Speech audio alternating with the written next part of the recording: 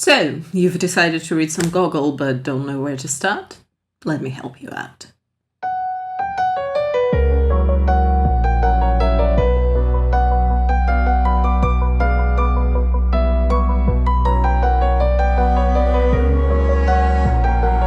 Gogol is unexpectedly versatile in terms of mediums and subject matters that he chose for his stories.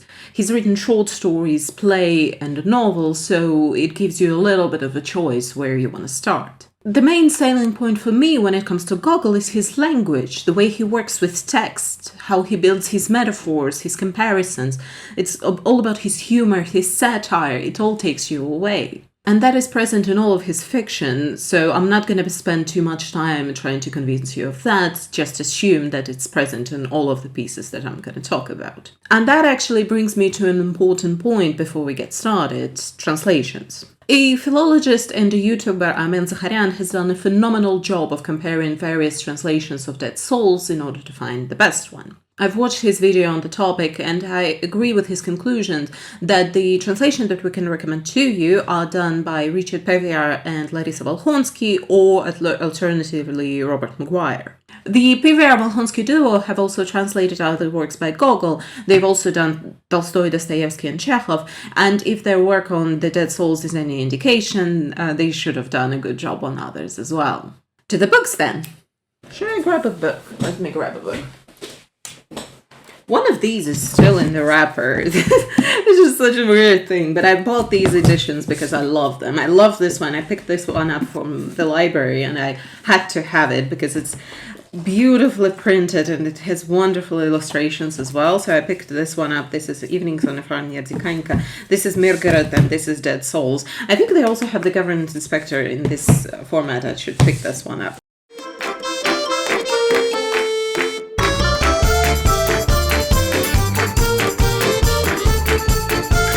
Evenings on a Farm near Dikanka is a series of short stories published between 1831-32. Gogol, who is of Ukrainian origin, he wrote to his mother asking her to send him all of the possible folk tales that she could remember and ask friends around to give them to him as well. Gogol then transformed them into what became evenings. Evenings have a distinctive fairy tale / folk tale feel to them, and that's intentional. All of the worlds created by Gogol carry this element of outerworldliness to them, but in these early tales, it's the pitch. These stories are best described as magical realism. The supernatural exists alongside the everyday life and nobody bats an eye. Oh yeah, old Solaha, she's a witch. Oh, don't go near that house, there are mermaids living there. The devil steals the moon? Nobody even notices. And that supernatural is presented in various ways. It can be downright whimsical in stories like A Christmas Eve, where a man called Vakula tricks the devil into taking him to St. Petersburg to get the Tsaritsa's shoes in order to impress Vakula's beloved. Or it can be downright ominous, dangerous, and terrifying in stories like A Terrible Vengeance, where a sorcerer destroys a family completely and the sorcerer is also cursed.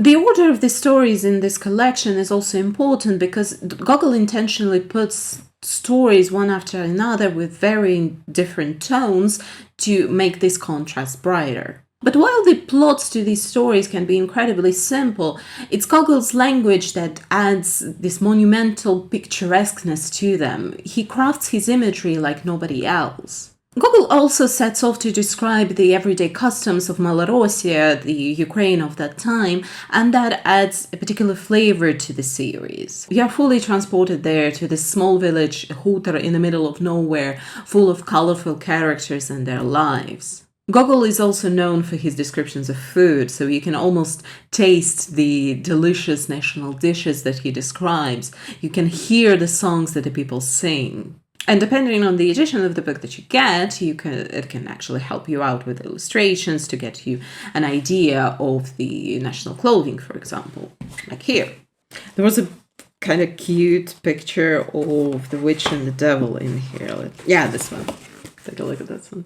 I genuinely love these stories, and I think it can be a good introduction to Gogol.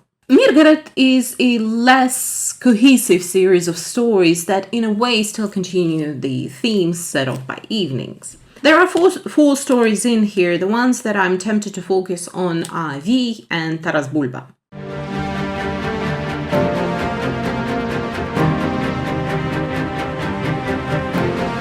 Taras Bulba is a historical novella that Gogol based on the real-life events of the Cossack uprising of 1637-38. The main character, Taras Bulba, takes his now-of-age sons to Zaporozhskaya Sech, and from there the Cossacks attack Poland. The question that the story presents is that of patriotism, what you're willing to do and sacrifice out of love for your country, and the conflict arises when one of Taras's sons betrays him and the cause. But because the story follows the rules of an epos, it presents a rather black and white version of the world. The traditional reading has always been that Taras is the epitome of everything patriotic, but researchers are now starting to question it, not only for the glorification of violence in the book, but also the strong flavor of nationalism abroad and anti-Semitism, hostility towards Poles and Turks in specific. My personal belief is that a revision of our understanding and applicability of lessons in this story is required, otherwise it could potentially be just a product of its time and probably should be left there. I have a full-on episode on toxic masculinity in Taras Bulba, if you're interested in that.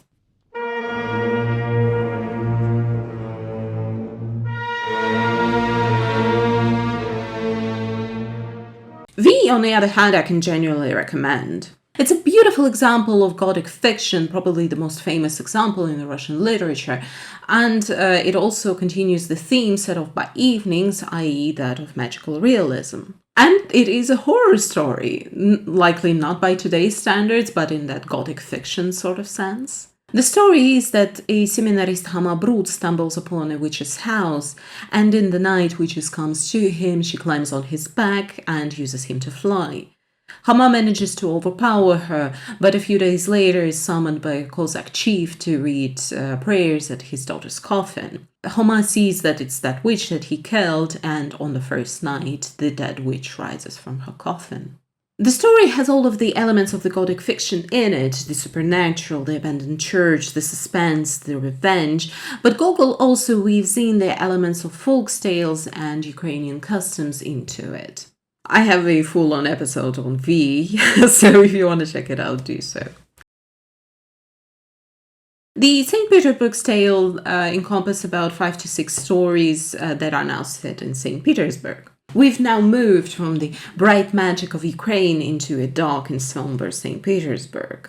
The stories are still very much fantastical, but their feel is quite different. The magical that was presenting itself as literal witches, demons, and mermaids in Evenings on the Farm near Dikanka, in St. Petersburg's tales it moves behind the scenes. The supernatural is now hiding in people's thoughts, words, and actions.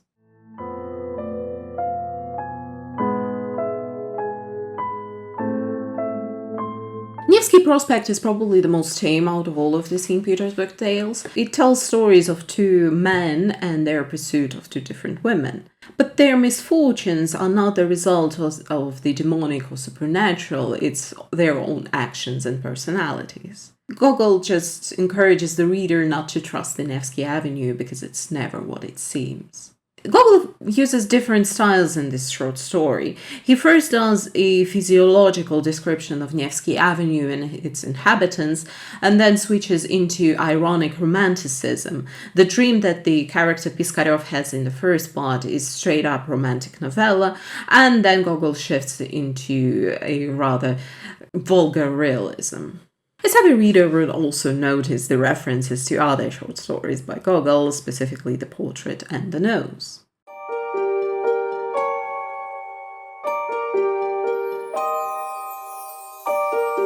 The Nose, on the other hand, is an example of absurdist grotesque, where a man wakes up one morning to find his nose missing, and then he runs into it on the street, and the nose is wearing a coat, rides a carriage, and somehow has a higher title than its previous owner. Gogol's contemporaries, for whatever reason, tried to read it as realism. We now interpret it as a caricature, a phantasmagoric, or a grotesque. The events described are so surreal that they become comical without even trying, but Gogol knows what he's doing. Interpretations and attempts at understanding the short story have not stopped since its initial publication. There is even one Freudian reading where nose is not a nose at all, so... And we also know that Gogol was slightly self-conscious about his own big nose, so that's another layer on top of it. So I don't personally have a good reading or understanding of what nose is trying to tell us, but maybe you do?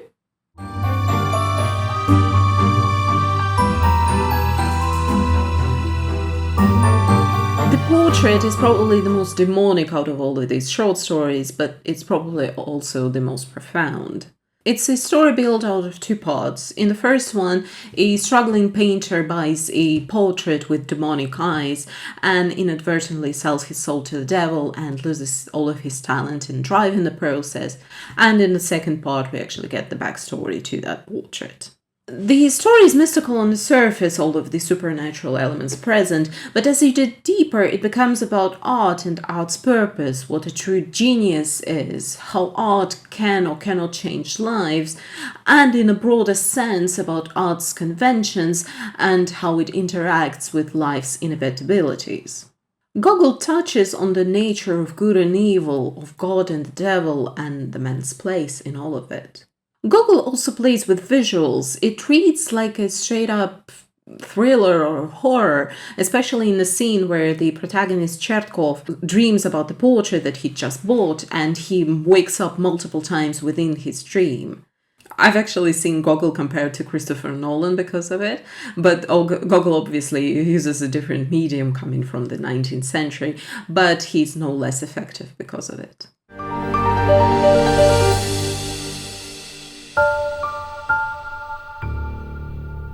The Diary of a Madman is a fun nugget of a story.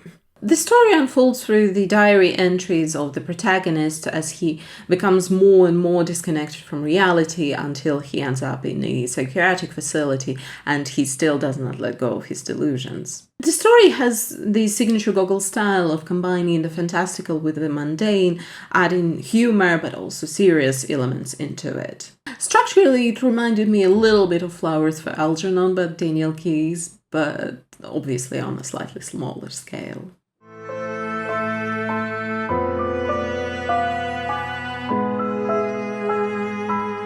The Overcoat is notable as it is one of the first examples of the small man type in Russian literature. Gogol shifts the attention of his reader from the problems of the nobility with its riches and boredom to an insignificant man and how the wheel of fate and society churns and spits him out.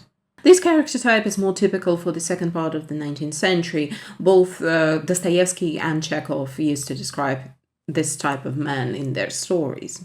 Here, a small clerk, Akaki Akakevich, is constantly being bullied by his colleagues, quite literally, until one day he saves enough money to fulfill a long dream of his and he buys himself a new overcoat. But his happiness is very much short-lived. This story is the saddest one for me. Gogol succeeds in describing a life that does not have the grandeur or the big ambitions, but is important nevertheless, and how it can be destroyed with one, on the surface, insignificant action. I feel like it teaches us compassion and kindness, and while the story is dark overall, there are glimpses of light in it if you just look for them. The ending also has a supernatural element to it, so look out for that.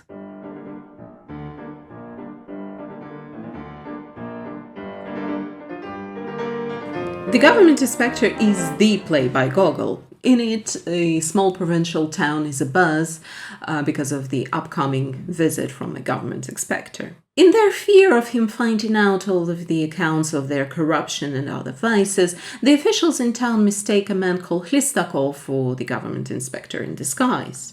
Hlistakov, a rogue without a ruble to his name, understanding who he's been mistaken for, takes full advantage of the situation. He borrows money left and right, lunches and dines for free, and even tries to get it on with the governor's daughter and wife. In the end, he flees town, and the play ends with the announcement of the arrival of the real government inspector. And that final silent scene is quite powerful. A play like this plays to all of the Gogol's strengths. It has biting satire to the officials all over Russia. It has all of his humor. He's quick, he's witty with it. It's a whirlwind of action, but at the same time it has space for the long monologues that build over time like a musical crescendo. Gogol fine-tuned his text for a while, removing unnecessary bits, and yet the text is still full of details that are not plot-driven but atmospheric. The same thing can be said about the characters that are mentioned in dozens but are never present on stage. It adds to the world building of the play and to the chaos of the day. But the sad part about the comedy is that the characters and the situation is still recognizable, even 2 centuries after it was first put on stage, 1836, when Tsar Nikolai I said, "Oh, what a play, he got us all good, and me most of all." And even you, my foreign audience, might have met people like this, I know I have. And that makes the government inspector timeless.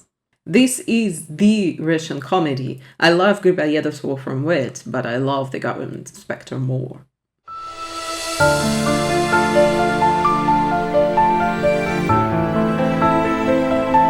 Dead Souls is currently my favorite book. The story was envisioned by Gogol as a part of the trilogy, but he only managed to write the first installment as his mental health deteriorated towards the end of his life. He even burned the already written second volume of the book, and that created this air of mystery around the novel.